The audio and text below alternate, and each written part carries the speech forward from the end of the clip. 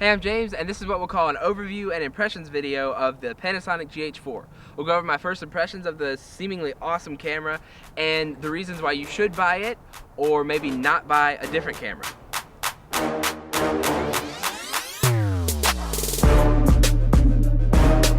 So a big factor in this camera is the sensor. It has what's called a micro 4/3 sensor. Now before, I've not been a big fan of crop sensors because I thought it greatly decreased the quality of the video, but I think this camera's changing my mind. I'm used to cameras with full format big sensors like my big Canons. There's one over there, that's why I point to it. But like I said, this one's much smaller.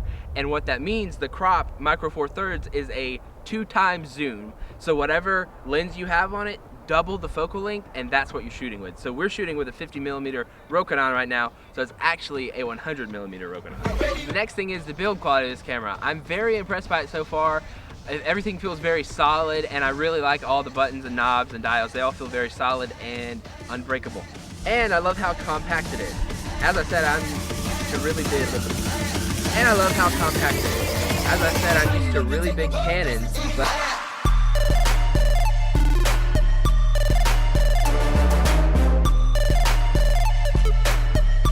I think this camera is tailored way more for video than most other DSLRs. It has a manual video mode, and not only that, you can go in the settings and set the screen to where it puts the information at the top and bottom of the screen instead of all over the screen blocking your shot. Not to mention the not only 4K video option, but the Cinema 4K option, which expands the width of the shot for the cinematic look that you see in the movies. And the various variable frame rate options for slow motion video. Just a couple more small pros for this camera. It's got an amazing LCD screen. You can have it display at 60 frames per second, and it's got the highest pixels per inch I've seen in a DSLR's LCD. I got this camera in the international version.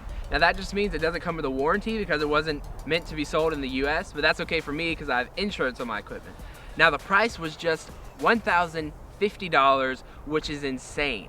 My Canon 5D Mark III cost $2,500, and this camera's outperforming it. So those are my first impressions of the camera, and I haven't even found a single Kanye.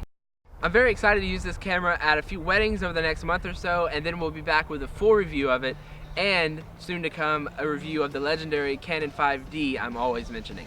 And now it's time for the outro. And after that, there's going to be some footage of the GH4 at 4K compared to the Canon 5D at 1080p, and then both the cameras compared to each other, both at 1080p.